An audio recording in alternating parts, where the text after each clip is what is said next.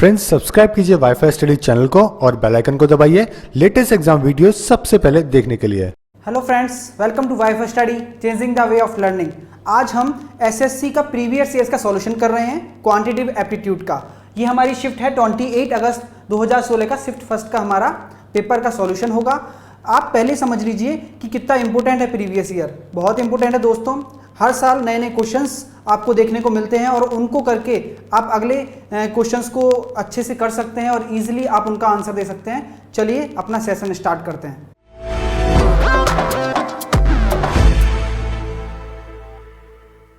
पहला question, a father can do job as fast as two sons working together if one sons does the job in 3 hours and the other in 6 hours, the number of hours taken by the father to do the job alone is। एक पिता उतनी जल्दी किसी काम को कर सकता है जितनी जल्दी उसके दो बेटे मिलकर कर सकते हैं। यदि एक 3 घंटे में काम कर सकता है, दूसरा 6 घंटे में काम कर सकता है, तो उस काम को करने में पिता को कितना समय लगेगा। चलिए इसका क्वेश्चन का सॉल्यूशन देखते हैं। देखिए दोस्तों, हमें साफ साफ बोल रखा है आपको फटाफट से इसका आंसर देना। किस तरीके से देंगे देखिएगा। पहला 3 घंटे में कर रहा है 3 आवर में, और ये 6 आवर में कर रहा है। ये काम पूरा काम करने का टाइम है। इनका एलसीएम लेते हैं तो 6 आ गया। ये हमारा टोटल वर्क हो गया। 1 डे वर्क निकालेंगे तो कितना आ जाएगा। ये करेगा 2 और ये करेगा 1। अब ये बोल रहा है कि दोनों मिलके, ये दोनों सन है उसके, ठीक है, तो दोनों मिलके सन जितना काम करते हैं उतना ही उसके फादर काम करते हैं। तो फादर तो 2 प्लस कितना काम करेंगे, दोनों मिलके 3 काम करेंगे, और टोटल वर्क कितना है 6, तो 6/3, तो 2 डेज में दोनों काम करेंगे। और वही काम तो इसके फादर इतने ही दिन में इसके फादर काम करने वाले हैं, तो यही फादर का आंसर हो जाएगा। फादर 2 दिन में काम करेंगे। चलिए नेक्स्ट क्वेश्चन पे चलते हैं। The perimeter of a rhombus is 240 metre and the distance between any 2 parallel sides is 20 metre. The area of rhombus in square metre is. एक समचतुर्भुज का परिमाप 240 मीटर है और किन्हीं 2 समांतर भुजाओं की दूरी 20 मीटर है, तो समचतुर्भुज का क्षेत्रफल ज्ञात कीजिए। चलिए दोस्तों इसके सॉल्यूशन देखते हैं। अब समचतुर्भुज आपको दिखता होगा इस तरीके का होता है। इसमें क्या होते हैं, इसके 2 विकर्ण होते हैं और विकर्ण एक दूसरे को 90 डिग्री पे प्रतिच्छेदित करते हैं। इतना आप जानते हैं। लेकिन आप देखिए इसकी स्ट्रक्चर होती है एक समांतर चतुर्भुज की तरह होती है इसकी स्ट्रक्चर। तो अगर हमें ऑप्शन में विकर्णों के बारे में कुछ मेंशन नहीं कर रखा है, इसके डायगोनल मेंशन नहीं कर रखे हैं, एरिया तो इसका ये होता है एरिया बराबर 1/2 d1 × d2, लेकिन इसका मेंशन नहीं कर रखा है, तो इसको समांतर चतुर्भुज की तरह लेना है। ओके, तो हम जानते हैं कि इसकी चारों भुजाएं बराबर होती हैं। तो हमें दे रखा है पेरीमीटर 4a बराबर 240 मीटर दे रखा है, तो a बराबर आ जाएगा 60 मीटर। अब यहां से हमें इसकी भुजा तो आ गई है, तो अब इसका एरिया कैसे निकलेगा। एरिया समांतर चतुर्भुज के क्षेत्रफल की तरह एरिया निकलेगा, क्योंकि इसने हमें दोनों भुजाओं के बीच की डिस्टेंस दे रखी है। ओके, तो सीधी सीधी बात है, आधार मतलब बेस इंटू हाइट, हम सीधा सीधा फॉर्मूला लगाने वाले हैं। आधार गुणा ऊंचाई इसका क्षेत्रफल होगा दोस्तों, तो कंफ्यूज नहीं होना है। तो आधार हमारा कितना आया है 60 और ऊंचाई है हमारी 20, तो हमारा आंसर आ जाएगा 1200 मीटर स्क्वायर। ओके दोस्तों, चलिए नेक्स्ट क्वेश्चन पे चलते हैं। A man sold an article for rate 450 after allowing a discount of 16.2/3% on the printed price. What is the printed price? अब देखिए दोस्तों, एक व्यक्ति ने मुद्रित मूल्य पर 16.2/3 की छूट देने के बाद कोई वस्तु 450 रुपए में बेची। ओके, तो उसकी मार्क प्राइस क्या है, उसका मुद्रित मूल्य क्या है। देखिए दोस्तों, सबसे पहली बात है डिस्काउंट कितना दे रखा है। आप इसको भिन्न में बदलिए, इसको फ्रैक्शन में बदलिए, तो ये हो जाएगा 1/6। ओके, अब आप समझिएगा कि एक एक लैंग्वेज का इंपॉर्टेंट है। इस क्वेश्चन से आप कितने सारे क्वेश्चन कर सकते हैं मैं आपको बताऊंगा। देखिए डिस्काउंट क्या होता है। अब ये बोल रहा है एमआरपी पे ही डिस्काउंट दिया जाता है। आप जानते हैं एमआरपी पे ही डिस्काउंट देंगे तो हमारे पास एसपी आता है, जो कि हमारा सेलिंग प्राइस है। ठीक है, तो हमारा एमआरपी पे डिस्काउंट देने के बाद सेलिंग प्राइस आता है। तो ये कह रहा है कि एक व्यक्ति 16.2/3 की छूट देने के बाद 450 रुपए में बेचता है। ठीक है, तो 1/6 मतलब एमआरपी पे हम छूट दे रहे हैं, तो ये तो हो गई हमारी एमआरपी। ठीक है, एमआरपी पे कितनी छूट दे रहे हैं, 1 दे रहे हैं। ठीक है, समझना दोस्तों, एमआरपी पे 1 छूट दे रहे हैं, तो एमआरपी हमारी 6 होगी और 1 छूट दे देंगे तो एसपी कितना हो जाएगा, सेलिंग प्राइस कितनी हो जाएगी 5। बस छोटा सा सेंस है, बड़े से बड़े क्वेश्चन को सही कर सकते हैं आप। देखिए 6 से 5 हो गई। अब ये कह रहा है कि सेलिंग प्राइस इसकी दे रखी है 450, तो ठीक है, अब इसके रेशो में इसको तोड़ना है। तो 5 बराबर 450 है, तो 1 बराबर हो गया 90 और 6 है, तो 6 इंटू 90 आ जाएगा 540 हमारा आंसर आ जाएगा। दोस्तों मार्क प्राइस क्या आ जाएगी, क्योंकि मार्क प्राइस 6 थी तो 6 से इंटू कर दिया, 1 बराबर 90 आ गया था, 540 हमारा आंसर आ जाएगा। चलिए नेक्स्ट क्वेश्चन पे चलते हैं। ए सम of rate 770 has been divided among A, B, C in such a way that he receive 2/9 of what V and C together receive. Then A's share is रुपये 770 को ABC में इस प्रकार विभाजित किया गया है कि जितना धन B और C को मिलाकर मिला उसका 2/9वां हिस्सा A को मिला। ठीक है, तो A का हिस्सा निकालना है। देखिए ये क्वेश्चन लैंग्वेज पे बेस होते हैं, बहुत इजी क्वेश्चन है। इसका सॉल्यूशन देखिए, ये बोल रहा है कि जितना हिस्सा B और C को मिला उसका 2/9, B और C को जितना मिला उसका 2/9 A को मिला।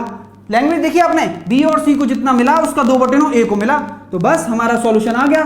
देखिए अब हमारा A plus B plus C। अब क्वेश्चन पे अब आप आंसर एक एक सेकंड में कैसे देंगे मैं आपको बता रहा हूं। देखो 770 लिखा दे रखा है, ये गिवन है हमें कि तीनों का 770 है। अब यहां से सीधा अपन को एक ही निकालना है ना, तो B प्लस C को एक ही टर्म में पुट कर दीजिए, तो सीधा यहां से B प्लस C की वैल्यू क्या रख देंगे आप, 9/2A। 9/2A इसको पुट कर देंगे तो 770 हमारा बराबर कर देंगे इसके, तो ये क्या हो जाएगा 11A/2 770, तो ये हो गया A बराबर आ जाएगा 140 रुपीज। तो इसका A का हिस्सा क्या हो जाएगा 140 रुपीज, डायरेक्टली आ गया। कैसे पुट करना है, B प्लस C की वैल्यू एक ही टर्म में पुट करेंगे, तो क्योंकि A ही निकालना था हमें, तो क्वेश्चन की रिक्वायरमेंट के अनुसार हमें अपनी वैल्यू पुट करनी है। चलिए नेक्स्ट क्वेश्चन पे चलते हैं। A man bought 4 dozen eggs at 24 per dozen, okay 24 rupees per dozen, and 2 dozen eggs at 32 rupees per dozen to gain 20% on the whole, okay he should sell the eggs at, ठीक है, एक आदमी ने 4 दर्जन अंडे 24 रुपए प्रति दर्जन और 2 दर्जन अंडे 32 रुपए प्रति दर्जन के भाव से खरीदे। ओके, ये सेल किए उसने। यही क्वेश्चन को पढ़ते पढ़ते ही समझना है दोस्तों, तभी आप फटाफट से इसका आंसर दे पाएंगे। देखिएगा, कुल अंडों पर 20% का लाभ प्राप्त करने के लिए अंडों को किस भाव पर बेचेगा। देखिए दोस्तों, इसका हम सॉल्यूशन देते हैं। ये बोल रहा है कि इसने 4 डजन अंडे इसने खरीदे हैं, क्या भाव पे खरीदे हैं, 24 रुपए प्रति डजन, 24 रुपए प्रति डजन खरीदे हैं। और 2 डजन अंडे कितने में खरीदे हैं इसने, 2 दर्जन अंडे 32 रुपए प्रति दर्जन, तो ये इसका कॉस्ट प्राइस है। ठीक है, ये इसने खरीदे हैं इस खुद ने। ठीक है, अब ये चाह रहा है कि अब देखिए, अब इसका हम पहले निकालते हैं कि कुल कितना खर्चा हुआ। इसका कुल खर्चा कितना हो जाएगा, 24 चौके 96, ये साइड में फटाफट से करना पड़ेगा, 32 दूनी 64, इसका हो गया 160 रुपए, इसका सीपी हो गया। इसने सारे अंडे 160 रुपए में खरीदे। अब ये कह रहा है कि इसको 20% का प्रॉफिट कमाना है। देखिए दोस्तों, 160 इसका सीपी आ गया, तो एसपी निकालेंगे तो इसमें 20% का प्रॉफिट होना चाहिए सीपी पे, तो सीपी पे 20% का प्रॉफिट होगा तो 120/100। अब इसको यहां काटना नहीं है, क्योंकि काटने से कैलकुलेशन बहुत कॉम्प्लेक्स हो जाती है, हमें यही आंसर देना है इसका। कैसे देंगे देखिएगा, जब ये सीपी है, एसपी किसका है, ये 6 का है, मतलब 4 + 2 6 दर्जन का ही तो है, टोटल का जो निकाल के चल रहे हैं होल का, तो हमें 1 का निकालना है। पर डजन कितने में जा रहा है, सारे इसमें जा रहे हैं, तो 1 का निकालना है तो 6 का डिवाइड कर दीजिए, तो देखिए 6 से ये कट गया 2 बार, तो हमारा आंसर आ जाएगा 32 रुपए पर डजन के हिसाब से पर जाए। ठीक है, सारे ओवरऑल 32 रुपए पर डजन के हिसाब से बेच रहा है 20% का लाभ कमाने के लिए। चलिए नेक्स्ट क्वेश्चन पे चलते हैं। P salary is 25% higher than Q, what percent is Q salary lower than P. P का वेतन क्यू के वेतन से 25% अधिक है, तो क्यू का वेतन पी के वेतन से कितना % कम है। बहुत आसान क्वेश्चन है। देखिए एसएससी इस तरह की क्वेश्चन पूछता है, तो देखिए पी और क्यू है, ठीक है, ये बोल रहा है कि P का वेतन Q के वेतन से 25% अधिक है। P का वेतन अधिक है, 25% अधिक है, तो 5 और 4 लिख सकता हूं। ये कैसे लिखा, माना P Q का 100 है तो इसका 125 हो जाएगा, तो 25 × 5 = 125, 25 × 100, इस तरीके से हम डायरेक्टली लिख देते हैं इनको। ठीक है, 5 और 4। ठीक है, अब ये बोल रहा है कि Q का वेतन P के वेतन से कितना कम है। अब लैंग्वेज समझना, Q का वेतन P P के वेतन से कितना कम है, तो 1 कम है भाई, 1 कम है अपॉन किसके वेतन से, P के वेतन से, तो P का वेतन कितना है 5, तो सीधा सीधा हमारा 20% आंसर आ जाएगा। सारा लैंग्वेज का खेल है, लैंग्वेज पकड़ लेंगे तो सारे क्वेश्चन आप इजीली देख सकते हैं। नेक्स्ट क्वेश्चन देखिए, A and B start running at the same time and from the same point around a circle. Okay, if A can complete one round in 40 seconds and B in 50 seconds, how many seconds will they take to reach the starting point simultaneously? Okay, A और B एक ही समय पर और एक ही बिंदु से वृत्त के चारों ओर दौड़ना शुरू करते हैं। यदि A का चक्कर 40 सेकंड में लगाएं और B 50 सेकंड में चक्कर लगाए तो उन्हें प्रारंभिक बिंदु पर एक साथ पहुंचने में कितना समय लगेगा। अब इसके सॉल्यूशन में कुछ भी नहीं है, बस आप सोच रहे होंगे कि ये डिस्टेंस टाइम का क्वेश्चन है, बिल्कुल भी नहीं है। ऐसे क्वेश्चन में देखिए कुछ भी डेटा नहीं दे रखा है, सिर्फ टाइम दे रखा है और ओवरऑल टाइम पूछ रहा है। ए कितने में लगाता है और बी कितने में, ए 40 सेकंड में लगाता है और बी 50 सेकंड में लगाता है। तो दोस्तों अगर इस तरीके का कोई क्वेश्चन आ जाए और ओवरऑल टाइम के रेशियो में कुछ चीज पूछे तो सबसे पहली बात है एलसीएम ले लीजिए, ओवरऑल टाइम आ जाएगा तो 200 सेकंड में दोनों पहुंचेंगे, 200 सेकंड में दोनों पहुंचेंगे। इन 40 और 50 का एलसीएम 200 होता है। सीधा सीधा हमारा आंसर है, एक एक सेकंड का आंसर है, लेकिन क्वेश्चन समझने की देर है। इस तरह के क्वेश्चन करेंगे तो आप समझ पाएंगे। चलिए नेक्स्ट क्वेश्चन पे चलते हैं। x minus 1/3x equals to 1/3, the value of 3x bracket में x माइनस 3x इज, हमें इसका मान निकालना है। चलिए इसके सॉल्यूशन देखते हैं। दोस्तों ऑप्शन में से आपको एक भी आंसर नहीं मिलेगा क्योंकि ये एसएससी ने क्वेश्चन बोनस किया था, ये क्वेश्चन गलत था, लेकिन फिर भी इसका सॉल्यूशन कैसे करेंगे देखिए। अब इसने सीधा सीधा दे रखा है कि x माइनस 3x बराबर 1/3 है, तो यहाँ सीधा सीधा पुट कीजिए आप, यही तो हो रहा है। सीधा सीधा पुट करेंगे तो यहाँ से क्या निकल के आ रहा है, देखिए 3x अपॉन 1/3, तो यहाँ से x आ रहा है, तो इसका वैल्यू ओवरऑल इसका वैल्यू क्या दे रहा है, x दे रहा है। तो हमें x की वैल्यू फाइंड आउट करनी है, तो किस तरीके से करेंगे इस इक्वेशन से देखते हैं। देखिए ये हमारा दे रखा है, इसलिए हम इसको लेके x की वैल्यू निकालेंगे, वही हमारा आंसर हो जाएगा। तो कैसे करेंगे, 3x square minus 1 equals to x। Okay, इसको सॉल्व करेंगे, 3x square minus x minus 1 equals to 0। अब इसके कोई रूट तो बन नहीं रहे हैं, तो किस तरीके से करेंगे, minus b plus minus b square क्या 1 4ac, ठीक है, ओके, अपॉन 2a 6। तो इसका आंसर क्या आ जाएगा, +1 प्लस माइनस √13 अपॉन 6। ये इसके आंसर आएंगे जो कि ऑप्शन में नहीं थे, ये क्वेश्चन बोनस हुआ था, फिर भी इसका सॉल्यूशन आप देख लीजिए, इस तरीके का इसका सॉल्यूशन होगा। चलिए नेक्स्ट क्वेश्चन पे चलते हैं। क्वेश्चन है कि if p equals to 3 plus 1/p दे रखा है तो the value of p4 plus 1/p4 की वैल्यू निकालनी है। चलिए इसका सॉल्यूशन देखते हैं दोस्तों। अब इस तरीके का हमें एक्सप्रेशन दे रखा था, p plus 3 equals to 1/p दे रखा था, तो मैंने इसको एक साइड करके ये बना लिया, क्योंकि इस तरीके के फॉर्मेट में हमारा अलजेब्रा चलता है और इस तरीके से हमारे सॉल्यूशन बनते हैं। अब देखिए किस तरीके से करेंगे, इसका वैल्यू निकालना है। अगर आपको इसका सीधा सीधा वैल्यू पता है, ठीक है, तो इसका सीधा सीधा आंसर होता है p4 plus 4p square plus 2।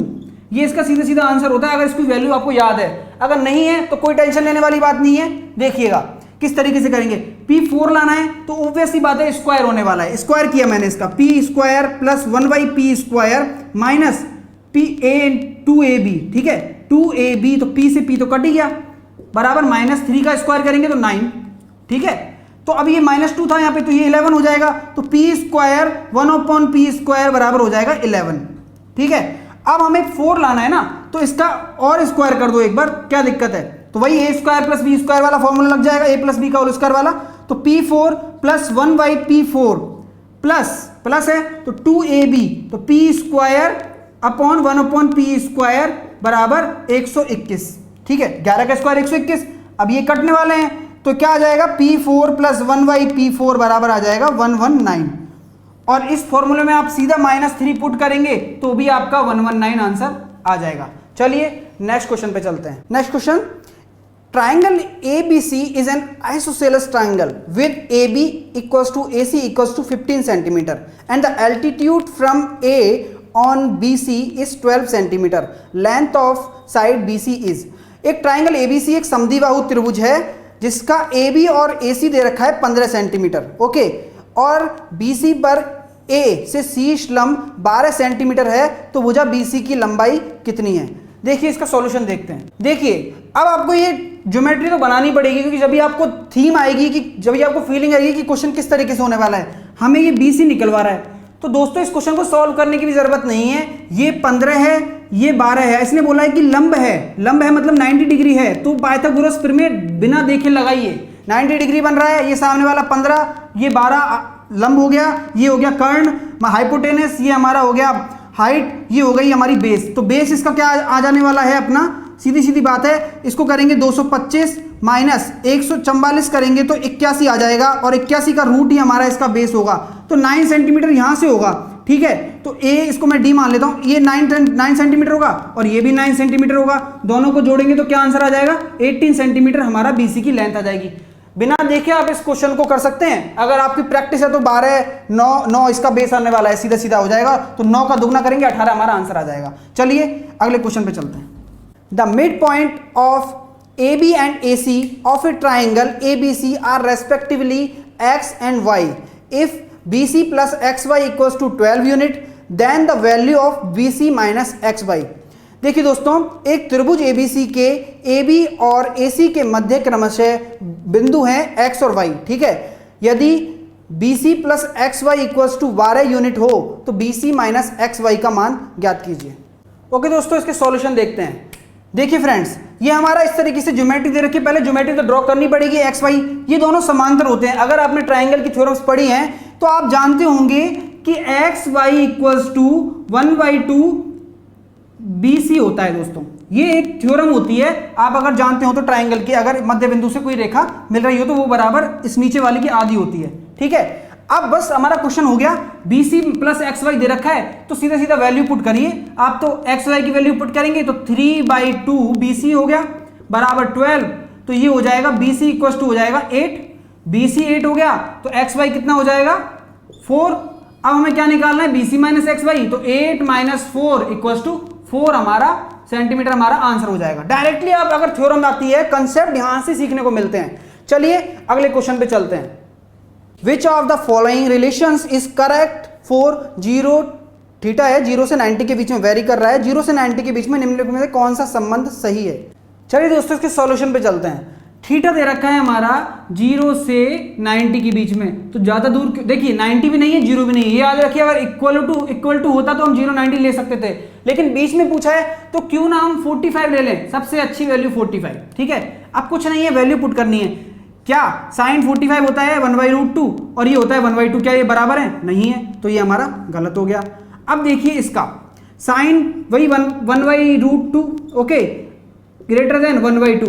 अब आप जानते हैं नीचे अगर बड़ी संख्या है तो वो तो छोटा होगा ना, ये तो छोटा है इससे, तो नीचे अगर बड़ी संख्या है तो ये छोटी हो जाएगी, तो ये भी गलत हो गया रिलेशन। और ये वाला रिलेशन क्या कहता है कि 1/√2 ग्रेटर देन 1/2, बिल्कुल सही बात है, ये बिल्कुल सही है, तो ये हमारा आंसर हो गया। ये हमें चेक करने की जरूरत नहीं, अगर चेक करेंगे तो वैसे भी बराबर नहीं होता, 1/√2 और ये √2 होता है, ये बराबर होगा नहीं, तो ये हमारा आंसर नहीं होगा। ठीक है, तो हमारा आंसर ये हो गया दोस्तों। चलिए नेक्स्ट क्वेश्चन पे चलते हैं। The difference between two numbers is 9 and the difference between their square is 207। Okay friends, the number are, दो संख्याओं के बीच का अंतर 9 है और उनके वर्गों के बीच का अंतर 207 है। ठीक है, तो ये हमें क्या फाइंड आउट करना है, संख्याएं क्या होंगी। चलिए इसके सॉल्यूशन पे चलते हैं। अब इसने बोल रखा है कि दो संख्याओं के बीच का अंतर, तो दो संख्याएं x y मान ली, उनके बीच का अंतर 9 है, वर्गों का अंतर दे रखा है 207। ठीक है, दो संख्या मैंने x और y मानी, लेट नंबर्स क्या है मेरे x और y। ठीक है, तो इनका जैसे जैसे बोल रहा है ये किया। अब आप जानते हैं इसको क्या लिख सकते हैं, x minus Y into X plus Y equals to 207 लिख सकते हैं। अब यहाँ पे सीधा सीधा 9 पुट कर दीजिए, तो 9 रखेंगे तो ये 9 रखेंगे तो 9 से ही कट जाएगा 23 टाइम्स, तो x प्लस वाई बराबर 23। अब आप ऑप्शन देखिए, क्वेश्चन देखिए, अब आप डायरेक्टली आंसर लगा सकते हैं, आपको ये भी सॉल्व करने की जरूरत नहीं है। दो इक्वेशंस जो मैंने बनाई थी, आंसर आपको ऑप्शन का सम देखिए, किसका 23 आ रहा है, फर्स्ट का आ रहा है 25, सेकंड का आ रहा है 23 और इसका आ रहा है थर्ड का आ रहा है 21 और नीचे वाला तो बहुत आगे जा रहा है, तो हमारा सेकंड आंसर हो जाएगा 16 + 7 23, ये हमारा आंसर है। चलिए नेक्स्ट क्वेश्चन पे चलते हैं। देखिए next question, the average of 20 numbers is calculated as 35। It is discovered later on that while calculating the average one number namely 85 was read as 45. The correct average is 20 संख्याओं का औसत 35 परिकलित किया गया है। शब्द बाद में यह देखा गया कि औसत का परिकलन करते समय एक संख्या 85 को गलती से 45 पढ़ा गया, तो सही औसत क्या होगा। अब देखते हैं इसका सॉल्यूशन क्या है। बहुत इजी सॉल्यूशन दूंगा दोस्तों आपको। देखिए 20 नंबर्स का औसत क्या दे रखा है 35, ओके कोई दिक्कत नहीं है। नंबर कितनी है 20 है, ये याद रखना है आपको। तो उसका औसत दे रखा है आपको, एवरेज कितना दे रखा है 35, ठीक है।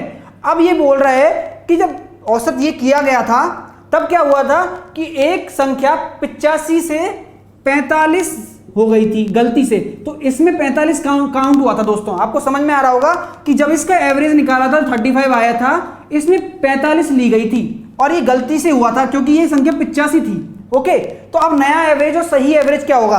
अगर 85 लेते तो कितना डिफरेंस आता 40 का। देख रहे हैं ना आप कि 45 और 85 में 40 का डिफरेंस आता।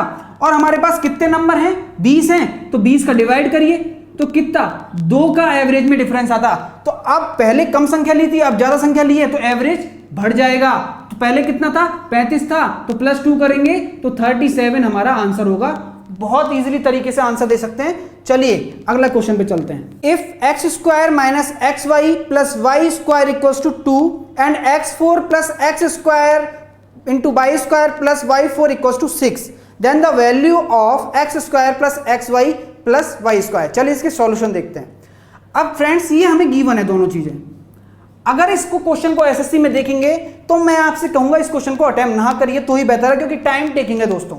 लेकिन इसका सॉल्यूशन किस तरीके से होगा, प्रैक्टिस से होगा। अगर आप नंबर ऑफ टाइम्स प्रैक्टिस करेंगे इस तरह की क्वेश्चन की तो इजीली दे सकते हैं। तो देखिए इसमें क्या कंक्लूजन है मैं आपको बताता हूं। बहुत आसान कंसेप्ट है। देखिए ये चीज दे रखी है, आपको दिख रहा है कि ये क्या है x² minus xy plus y², और हमसे क्या पूछा है प्लस पूछा है। तो यहाँ माइनस प्लस का अंतर है, बाकी दोनों एक्सप्रेशन सेम है। तो क्या आपने a² माइनस b² तो पढ़ा ही होगा, तो a plus B into a minus B होता है। तो यहां से आपका आइडिया जनरेट होना चाहिए दोस्तों। मैं आपको समझा रहा हूं, यहां से आइडिया जनरेट होगा ये सारा, ठीक है ना। तो अगर हम इन दोनों को इंटू करें तो ये एक्सप्रेशन आना चाहिए, और हम इंटू करेंगे तो एक्सप्रेशन आएगा भी, लेकिन ये पता होना चाहिए। तो सीधी सी बात है, इसको मैंने मान लिया a और इसको मैंने मान लिया b, ठीक है, और ये एक्सप्रेशन हमारा आएगा। तो a इंटू बी बराबर हमारा c आना चाहिए, और c हमारा क्या है 6 है, ठीक है। तो a क्या था हमें पता है, a क्या दे रखा है 2 दे रखा है, और b की वैल्यू कैलकुलेट करनी है। b हमारा ये था, तो v की वैल्यू कैलकुलेट करेंगे तो क्या आ जाएगी 3 आ जाएगी। तो डायरेक्टली आप आंसर दे सकते हैं। आपको x बाई में उलझने की जरूरत नहीं है अगर आपने इस तरह के क्वेश्चन की प्रैक्टिस की है, इसलिए ये प्रीवियस ईयर्स के क्वेश्चन इंपोर्टेंट होते हैं दोस्तों। चलिए नेक्स्ट क्वेश्चन पे चलते हैं। If a² plus 13b² plus c² minus 4ab minus 6bc equals to 0, then a ratio b ratio c calculate करना है। चलिए फ्रेंड्स इसके सॉल्यूशन देखते हैं इस क्वेश्चन का। बहुत ही ट्रिकी क्वेश्चन है, बहुत ही अच्छा क्वेश्चन है। इस तरह के क्वेश्चन आपको समझाऊंगा मैं किस तरीके से करना है। अगर इसका आप बेसिक पकड़ेंगे, बेसिक से बताता हूं, फिर इसको आपकी ट्रिक बताऊंगा कि आपको आंसर कैसे लाना है। बेसिक इसका बहुत ही कंसेप्चुअल है, अगर दिमाग में बैठता है तो बहुत ही आसान हो जाएगा, और आगे वाले जब आप अलजेब्रा के क्वेश्चन करेंगे। तो देखिए दोस्तों, अब ये हमारा 13 का फैक्टर दे रखा है अपन को, ओके। a² प्लस 13 का फैक्टर दे रखा है b² में अपन को, तो हमें इसको कैसे कैलकुलेट करना है। तो इसका बेसिक कंसेप्ट ये कहता है कि स्क्वायर बनेगा दोस्तों। किस तरीके से बनेगा देखिएगा, यहाँ ab दे रखा है 4ab, तो अपन जानते हैं कि 2ab कुछ हमारा फॉर्मूला होता है a² plus b² plus 2ab या फिर माइनस 2ab। तो ये हमारा किसका होता है a माइनस बी का होल स्क्वायर होता है। तो इस तरीके का कुछ एक्सप्रेशन बनने वाला है, क्योंकि a और b में रिलेशन दे रखा है, b और c में दे रखा है सिर्फ। तो यही आपको फोकस करना है। फोकस कैसे करेंगे, अब देखिए a लिखा, क्योंकि a तो हमारा टर्म एक ही है। तो अब यहाँ पे दे रखा है 6, तो यहाँ पे हम 2 ही लेंगे माइनस 2b का होल स्क्वायर। समझे क्यों, क्योंकि यह 4 की टर्म है। समझे मेरे दोस्त कि आप फ्रेंड्स आप समझिए कि 4 दे रखा है तो हम 2 ही लेंगे b के साथ, क्योंकि a और b का संबंध में हम अगर 3 ले लेता हूं तो 3 का स्क्वायर हो जाएगा 9 और 2 का स्क्वायर हो जाएगा 4। तो 9 और 4 13 भी तो बन गए मेरे, लेकिन बात बिगड़ जाएगी क्योंकि यहाँ 4 है, यहाँ पे हमें 2 ही लेना पड़ेगा, ठीक है। तो अब इसको प्लस करेंगे तो अगला एक्सप्रेशन क्या बनेगा, b है, ठीक है। तो c माइनस 3b का होल स्क्वायर इक्वल्स टू 0। अब आप इसको सॉल्व करेंगे ना तो आपके पास ये एक्सप्रेशन आने वाला है। एग्जाम में बहुत मुश्किल होता है, आई नो, तो मैं आपको इसकी ट्रिक भी बताऊंगा। ठीक है। तो a माइनस 2b बराबर ये हो गया। तो अब सीधे सीधा आप निकाल सकते हैं a बराबर 2b और c बराबर 3b। तो इसका रेशो तो आप जानते होंगे कैसे निकालते हैं, a रेशो b हो गया 2:1, ओके, और b रेशो c हो गया 1:3। तो 2:1, 1:3, तो 213 हमारा इसका आंसर हो गया। तो हमारा आंसर 213 हो गया इसका। अब मैं आपको इसका सॉल्यूशन ट्रिक से बताता हूं। देखिए हमारे पास ये कंसेप्ट था, ये हमारे पास एक्सप्रेशन था, तो हम क्या कंसेप्ट लगाएंगे कि हमारा आंसर आ जाए। मैं कहूंगा आपसे कि आप सीधी सीधी ए और बी सी की वैल्यू इससे पुट करके देख लीजिए, लेकिन आप कौन सी वैल्यू पुट करेंगे ये भी इंपॉर्टेंट है कि टाइम भी करता है कि पहले ए पुट करें, बी पुट करें, सी पुट करें। तो मैं आपको बता देना चाहता हूं कि देखिए अगर यहां पे b की वैल्यू आप अगर बड़ी पुट करेंगे, मान ली एक तक तो ठीक है, आप समझ रहे मेरे कंसेप्ट को, एक तक तो ठीक है। अगर यहां पे 2 भी पुट कर दी ना तो 2 का स्क्वायर हो गया 4 और 13 चौक 52, तो मतलब 13 4 52। तो ये बहुत बड़ा एक्सप्रेशन निकल के आने वाला है और यहां इनकी बराबरी करने के लिए कुछ भी नहीं है, ये सेंस है दोस्तों। तो हम इसका एक ही रखेंगे और ऑप्शन में एक सिर्फ सी में दे रखा है, तो सीधा सीधा आप सी आंसर लगाइए, बेफिक्र होकर सी ऑप्शन पुट करके देखिए, आंसर आ जाएगा। चलिए नेक्स्ट क्वेश्चन पे चलते हैं। The circumcenter of a triangle ABC is O. Okay, if angle BAC equals to 85 degree and angle BCA equals to 75 degree, then angle OAC हमें फाइंड आउट करना है। चलिए एक त्रिभुज का ABC दे रखा है, हमें परिकेंद्र O दे रखा है। यदि BAC 85 डिग्री है और BCA 75 डिग्री है तो एंगल OAC हमें निकालना है। चलिए इसके सॉल्यूशन देखते हैं फ्रेंड्स। ये हमारा इस तरीके का हमारा एक ट्राइंगल बनने वाला है, क्योंकि हम परिकेंद्र की बात कर रहे हैं तो परिवृत्त भी आएगा फ्रेंड्स। तो आप समझ लीजिए कि परिवृत्त बनता किससे, भुजाओं के लंब समद्विभाजक के प्रतिच्छेदन बिंदु से। समझ रहे हैं ना मेरी बात। परपेंडिकुलर बाइसेक्टर के जो हमारा आता है वो हमारा सर्कमसेंटर होता है, हमारा परिकेंद्र होता है। और परिकेंद्र है तो इस सेंटर से इस वाले शीर्ष, तीनों शीर्षों की भुजाएं बराबर होंगी। आप समझ रहे हैं ना। OA equals to OB equals to OC होगा। आप ज्योमेट्री से देख सकते हैं ये बराबर होगा, क्योंकि एक वृत्त निकल रहा है, एक तरीके की सर्किल ही मानो ये आप। ओके, तो यहां तक आपका कंसेप्ट क्लियर होगा। अब हम एंगल की बात करते हैं। हमें क्या फाइंड आउट करना है क्वेश्चन में, एंगल OAC हमें फाइंड आउट करना है। तो पहले फाइंड आउट देखिए क्या करना है, OAC, तो हमें x, ये वाला x निकालना है, समझे दोस्तों। तो देखिए हमें दे रखा है, गिवन क्या है, BAC बराबर 85 और BCA बराबर 75। तो ये दे रखा है, ये दे रखा है, तो हम इजीली इसको कैलकुलेट कर लेंगे। हमारा 20 डिग्री आ गया। कैसे आएगा, ट्राइंगल ABC में तीनों कोणों का योग क्या होता है, 180 होता है। तो तीनों कोणों का योग 180 किया, 85 प्लस 75 प्लस रूट C बराबर 180, एंगल C बराबर 180, तो ये आ गया हमारा 160, तो ये हो जाएगा 20। तो 20 डिग्री हमारा एंगल C आ गया। अब आप एक थ्योरम और जानते हैं, अगर परिकेंद्र को आप अपने ढंग से पढ़ा है परिकेंद्र, तो इसकी एक थ्योरम होती है कि अगर ये एंगल थीटा है तो ये 2 थीटा होता है। ओके, जानते होंगे दोस्तों, ये एंगल थीटा है तो ये अगर 2 थीटा होता है। तो अब ट्राइंगल ले लीजिए, आप ट्राइंगल AOC ले लीजिए, क्योंकि हमें एंगल OAC फाइंड आउट करना है इसलिए। तो एंगल OAC फाइंड आउट करना है प्लस, अब देखना दोस्तों ये 40 हो गया।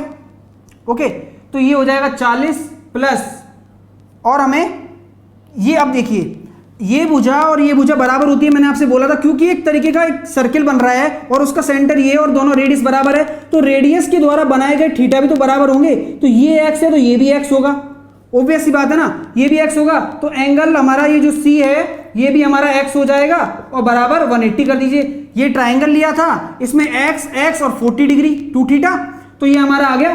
तो ये हो जाएगा 2x प्लस 40 इक्वल्स टू 180, तो ये हो जाएगा 2x बराबर 140।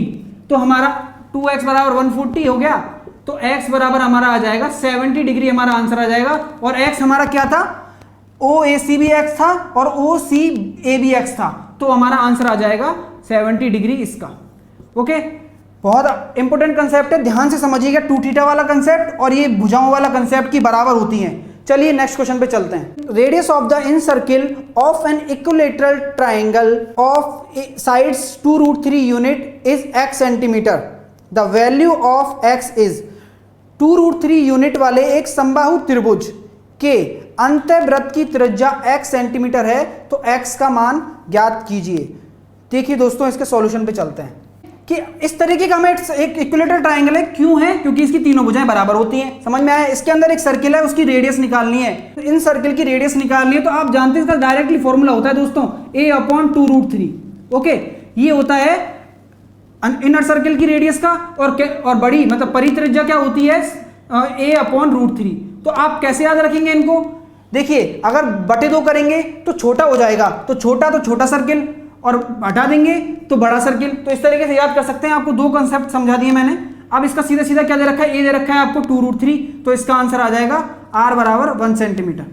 डायरेक्टली आप आंसर दे सकते हैं 1-1 सेकंड में। चलिए नेक्स्ट क्वेश्चन पे चलते हैं।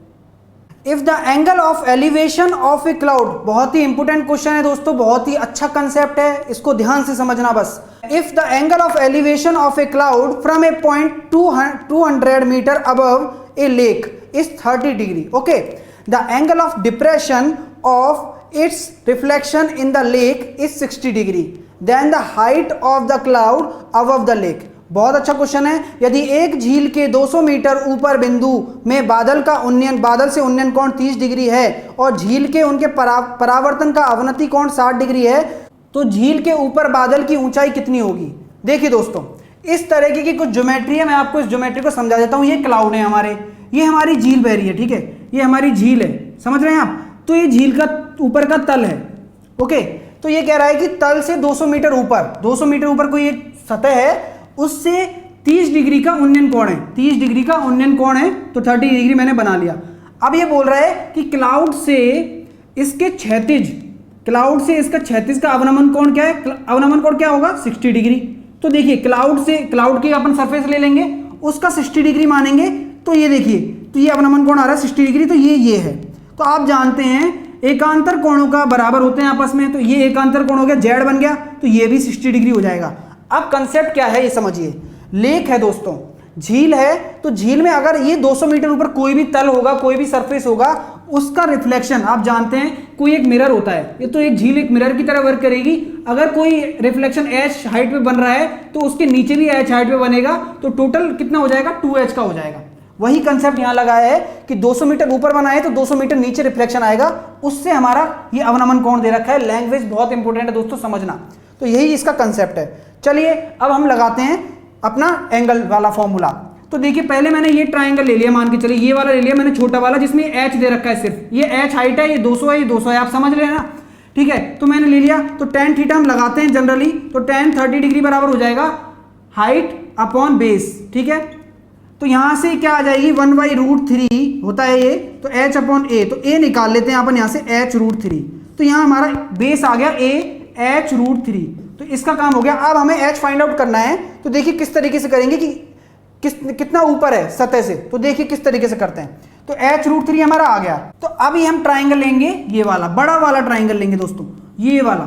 ओके, तो अब यहां जितना भी डेटा है, देखिए ये हाइट कितनी हो गई इसकी, h + 400 दिख रहा है आपको, अपॉन बेस कितना है, वही h√3, और tan कौन सा है? tan 60 डिग्री है, तो 60 डिग्री की वैल्यू कितनी होती है? √3। अब इसको सॉल्व करेंगे, तो h + 400 = 3h, तो h 2h बराबर आ जाएगा 400 और h बराबर आ जाएगा हमारा 200।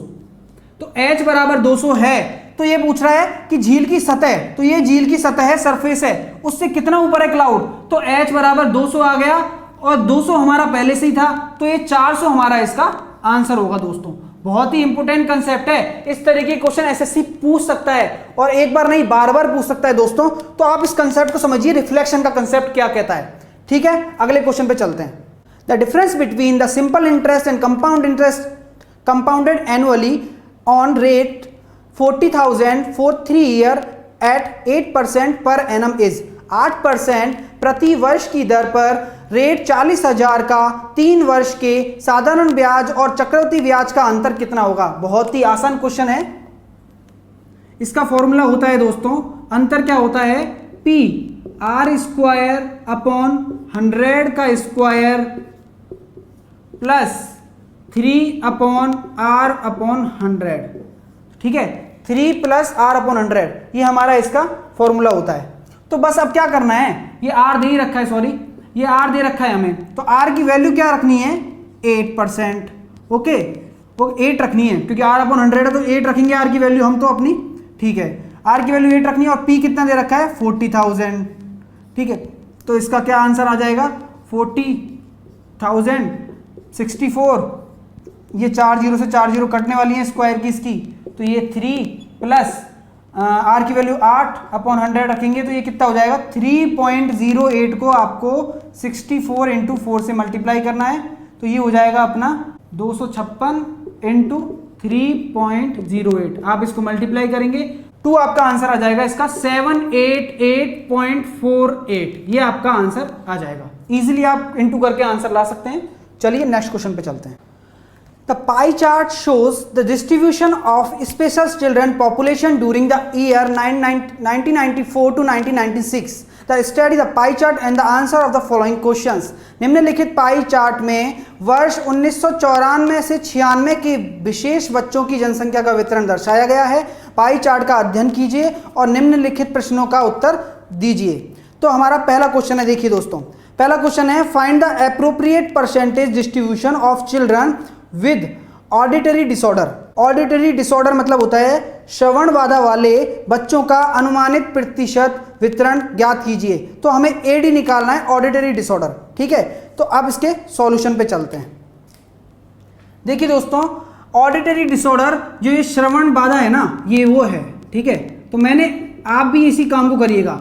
एसएससी में डीआई आए, सबसे पहले फटाफट से, ये तो मैंने बड़े बड़े लिखे हैं, आप इनको एडी लिख सकते थे, वीडी लिख सकते थे, एसडी लिख सकते थे, एलडी लिख सकते थे और एआरडी लिख सकते थे, जिससे कि आप जिस तरीके से आपको समझ में आए शॉर्ट तरीके से फटाफट इनके डेटा को लिख लीजिए और सबका सम कर लीजिए। तो ये काम आपको करना है, मैं पर्सनली सलाह दे रहा हूं, बहुत आसान हो जाने वाला है। देखिए आप हो जाएगा, श्रवण बाधा वाले प्रतिशत पूछे हैं, तो श्रवण बाधा वाले कितने हैं, ऑडिटरी डिसऑर्डर वाले कितने, 871 है ना। तो 871 कितने में से, भाई परसेंटेज निकालेंगे कितने में से, टोटल में से, और टोटल कितना है 2085। तो इसका आप सॉल्व करोगे, इंटू 100 करोगे तो परसेंटेज में आ जाएगा। इसका हमारा सीधा सीधा आंसर आ जाएगा, आप डिवाइड करके देख सकते हैं 41.7 आंसर आ जाएगा, ठीक है। तो अब अगले क्वेश्चन पे चलते हैं। What is the average number of cases in different type of special children during the 1994 and 1996। वर्ष 1994 से 96 के विशेष विभिन्न प्रकार के जो हमारे बच्चे हैं उनका औसत संख्या निकालना है। फिर से आसान क्वेश्चन दोस्तों, हम पहले ही काम कर चुके हैं, तो देखिए कि एक सेकंड का टाइम लग रहा है। देखिए 2085 हमारे टोटल हैं, तो हमारा सेकंड क्वेश्चन का आंसर क्या आने वाला है 2085, और विभिन्न प्रकार के कितने हैं 1 2 3 4 5, तो 5 से डिवाइड कर दीजिए तो हमारा आंसर आ जाएगा 417। तो हमारा 73 का भी हमारा 417 आंसर आ गया। देखिए आप इस चीज को बना लेंगे तो एक सेकंड में आंसर आ रहे हैं, देख लीजिए। अब अगले क्वेश्चन पे चलते हैं। Find the ratio between articulatory disorder and speech disorder cases. उच्चारण बाधा और वाक बाधा वाले बच्चों के बीच का अनुपात निकालना है। तो देखिए अब क्या पूछा है, हमारी टेबल तैयार है, आर्टिकुलरली डिसऑर्डर, ठीक है। तो आर्टिकुलरली डिसऑर्डर कितने 60 और speech disorder, okay, speech disorder मतलब वाक, ठीक है, और 275। तो देखिए इसका रेशियो निकालना है, बहुत आसान हो जाएगा यार, 5 से काट दीजिए, 12 5 60 और 5 5 25 और 5 25, तो 12 रेशियो 55 हमारा आंसर आ गया। इसका भी हमने इजीली आंसर दे दिया, ठीक है। तो नेक्स्ट क्वेश्चन पे चलते हैं। नेक्स्ट क्वेश्चन क्या कह रहा है friends, what is the ratio between language disorder and average of the remaining disorder cases, ठीक है। लैंग्वेज डिसऑर्डर का और average of remaining disorder cases, भाषा बाधा और बाकी बाधा वाले बच्चों के औसत का अनुपात निकालना है। तो देखिए सारा लैंग्वेज का खेल है। देखिए क्वेश्चन क्या कहता है हमारा कि भाषा बाधा कितनी है हमारी लैंग्वेज, ओके, तो 6 लैंग्वेज डिसऑर्डर कितना है 657 रेशियो। अब आप समझिएगा कि मैं किस तरीके से आंसर देता हूं। अब ये बोल रहा है कि रिमेनिंग भाषा बाधा का निकालना है और रिमेनिंग बच्चों का, इसको छोड़ के, तो टोटल कितने थे 2085 में से 657 घटाएंगे तो हमारे पास आ जाएगा 1428। 2085 में से मैं 657 घटाऊंगा तो हमारे पास आने वाला है 1428, ये हमारे आने वाला है। रिमेनिंग का एवरेज, ये तो हमारे रिमेनिंग हो गए बच्चे, अब इनका भी एवरेज निकालना है, उसका रेशियो निकालना है। क्वेश्चन की समझ रहे हैं ना, लैंग्वेज भाषा बाधा, लैंग्वेज डिसऑर्डर और रिमेनिंग बच्चों के औसत का रेशियो। तो रिमेनिंग बच्चे कितने हो गए ये 1428 को 4 से डिवाइड किया तो हमारा 357 आ गया। अब इन दोनों का रेशियो निकालना है। अब आप इसको किससे काटेंगे? देखिए सम किसी भी इवन नंबर से तो कटने वाला है नहीं, क्योंकि साथ साथ आ रहा है। तो सबसे पहले आप किससे काटना स्टार्ट करेंगे? 3 से। और 3 के काटने का क्या रूल होता है? 3 से विभाजकता का क्या रूल होता है? 6 और 5 11 और 7 18, बिल्कुल 3 से कट रहा है दोस्तों, तो रेशियो आएगा 3 से कटेगा 219। अब आप देखिए 219 वाले ऑप्शन सिर्फ एक ही है दोस्तों, पहला ऑप्शन आप आंख मीच के, आपको दूसरा के डिवाइड करने की जरूरत नहीं है। 219 को आप सीधा सीधा ऑप्शन में आंसर दिखा सकते हैं, तो अपना ऑप्शन आ जाएगा 219 रेशियो 119, ये हमारा आंसर आ जाएगा दोस्तों। ओके फ्रेंड्स, ये था आज का हमारा सॉल्यूशन। आपने देखा होगा और आपको अच्छे अच्छे कंसेप्ट मिले होंगे, और इन कंसेप्ट को आप लिख लीजिए, क्योंकि एसएससी ऐसे कंसेप्ट एज यूजुअल पूछता रहता है, ठीक है। और ऐसे ही मैं आपको और पेपर्स लाता रहूंगा। इस वीडियो को आपको अच्छा लगा हो तो इस वीडियो को लाइक जरूर करें, और हमारे चैनल को सब्सक्राइब करें, और बेल आइकन पे क्लिक करें, जिससे आपको हर प्रीवियस ईयर के पेपर के लेटेस्ट अपडेट तुरंत मिल सके फ्रेंड्स। चलिए दोस्तों, थैंक यू सो मच।